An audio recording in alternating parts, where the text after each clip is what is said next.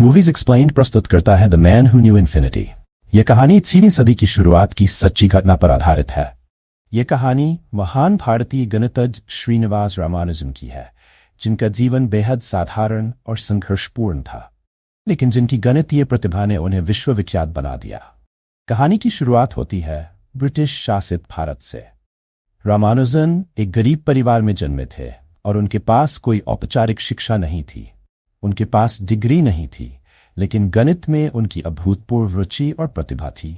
वह अक्सर मंदिर के फर्श पर गणित के समीकरण हल करते रहते थे।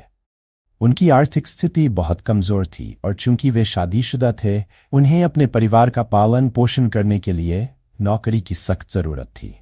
नौकरी की तलाश में वे एक ब्रिटिश व्यक्ति के पास जाते हैं और अपनी गणितीय खोजों को दिखाते हैं, लेकिन वह व्यक्ति उनकी उपेक्षा करता है और उनका मजाक उड़ाता है। रामानुजन गरीबी से जूझ रहे होते हैं और कोई भी उन्हें नौकरी नहीं देना चाहता, क्योंकि उनके पास कोई डिग्री नहीं होती। उनकी हालत इतनी खराब थी कि शादीशुदा होने के बावजूद उन्हें अपने दोस्त के साथ सोना पड़ता था, क्योंकि उनके पास खुद का घर नहीं था। रामानुजन अपनी गणितीय खोजों को लेकर नारायण नामक एक व्यक्ति से मिलते हैं, जो उनकी प्रतिभा से प्रभावित होकर उन्हें सर फ्रांसिस से मिलवाते हैं। सर फ्रांसिस उनकी हालत देखकर उन्हें गंभीरता से नहीं लेते और कह देते हैं कि वह एक गरीब आदमी है जो गलियों में घूमता है। रामानुजन इसका उत्तर देते हैं, अभी मैं आपको एक कांच का टुकड़ा लग सकता हूं, लेकिन जल्द ही आपको एहसास होगा कि मैं हीरा हूं। रामानुजन की गणितीय प्रतिभा और आत्मविश्वास के कारण उन्हें अंततः नौकरी मिल जाती है। नौकरी पाने के बाद वह अपनी मां और पत्नी के साथ रहने के लिए एक घर किराए पर लेते हैं।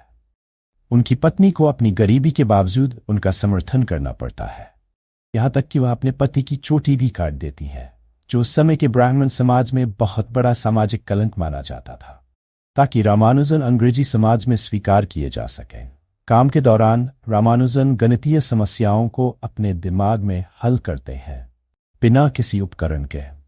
ये देखकर उनके सहकर्मी नारायण बहुत प्रभावित होते हैं। रामानुजन का काम धीरे धीरे इंग्लैंड तक पहुंचता है और वहां के प्रसिद्ध गणितज्ञ जी हार्डी रामानुजन के काम से इतने प्रभावित होते हैं कि वह उन्हें कैम्ब्रिज यूनिवर्सिटी में आमंत्रित करते हैं। जब रामानुजन ये बात अपनी पत्नी को बताते हैं तो वह परेशान हो जाती है, क्योंकि सामाजिक और धार्मिक मान्यताओं के अनुसार ब्राह्मण समुद्र पार नहीं कर सकते थे। रामानुजन अपनी पत्नी को वादा करते हैं कि वह उन्हें जल्दी से इंग्लैंड बुला लेंगे। इस प्रकार तमाम सामाजिक और धार्मिक बाधाओं के बावजूद रामानुजन इंग्लैंड के लिए रवाना हो जाते हैं। कैम्ब्रिज यूनिवर्सिटी पहुंचने के बाद रामानुजन और जी.एच. हार्डी के बीच एक गहरा संबंध बनता है। हार्डी उन्हें सिखाते हैं कि गणितीय सिद्धांतों को तब तक स्वीकार नहीं किया जाएगा जब तक कि उनके पास प्रामाणिक प्रमाण न हो।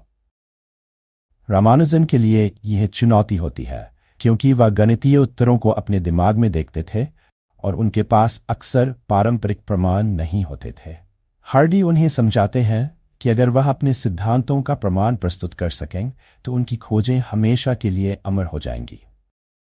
रामानुजन अपने कुछ सिद्धांतों का प्रमाण प्रस्तुत करते हैं और उनके पहले गणितीय सिद्धांत को प्रकाशित किया जाता है।